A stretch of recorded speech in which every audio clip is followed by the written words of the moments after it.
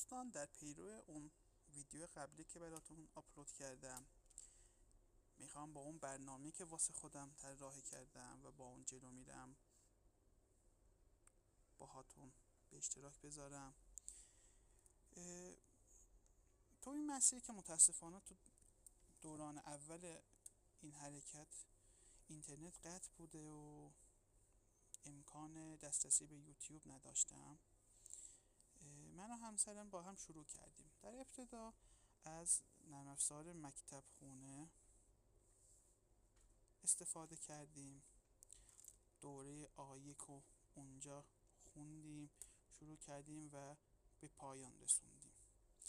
اون چیزی که تو اون نرم افزار بوده دوره های 5 دقیقه‌ای بوده، 10 دقیقه‌ای، تو 35-40 جلسه.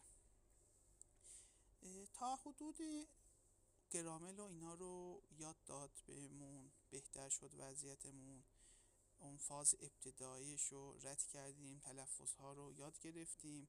ولی خب من در کنار این نرم افزار یک کتاب گرامل هم شروع کردم، گرامل آیک رو شروع کردم که بعدا عکسش رو براتون آپلود میکنم. این کتاب آیک رو هم تموم کردم. در کنار اینا من وقتی که در رفت آمد شیفت ها نیم ساعت وقت داشتم که همیشه از دست میرفت و اتلاف میشد. این نیم ساعت رو با نرم افزار و مجموعه نصرت انگلیسی، آلمان انگلیسی جلو بردم برای مکالمه و یادگیری.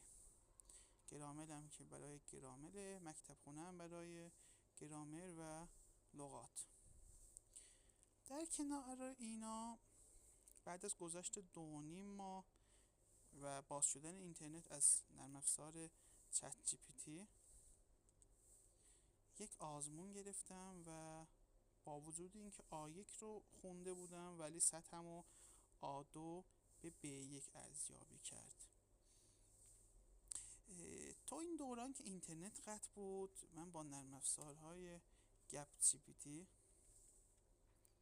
که یک نرم افزار ایرانی بود و با خرید اشتراک پایش به مطالب این هوش مصنوعی دسترسی پیدا کردم. با استفاده از این نرم افزار اون قسمت ها از گرامر رو که بلد نبودم اونجا رو یاد میگرفتم که انشالله در ویدیوهای بعدی نحوه استفاده از این هوش مصنوعی و الان که اینترنت باز شده